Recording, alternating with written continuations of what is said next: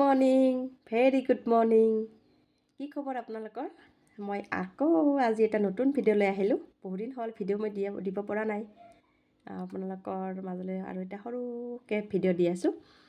আপোনালোকে মোক সদায় কৈ থাকে মোৰ কাষ্টমাৰ নাহে, দোকান মোৰ চেল হোৱা নাই, কি কৰিব লাগিব আপোনালোকে মোক এনেকৈ কৈ থাকে।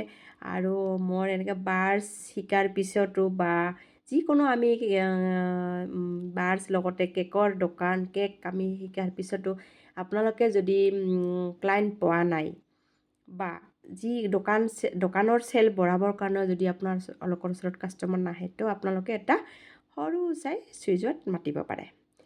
চুইজটোত কি হ'ব, আপোনালোকে কেনেকৈ মাতিব, একদম পূৰা বিশ্বাসত মাতিব আৰু ক'ব, থেংক ইউ ইউনিভাৰ্ছ, মোৰ দোকানত পূব, পশ্চিম, উত্তৰ, দক্ষিণ চাৰিওফালৰ পৰা মোৰ ওচৰত ক্লাইণ্ট আহিছে বা কাষ্টমাৰ আহিছে, দোকানত বস্তু কিনিবলৈ মানুহ আহিছে, কেকৰ মই অৰ্ডাৰ পাই গ'লোঁ, তাৰ কাৰণে বহুত বহুত ধন্যবাদ, তেনেকৈ ক'ব।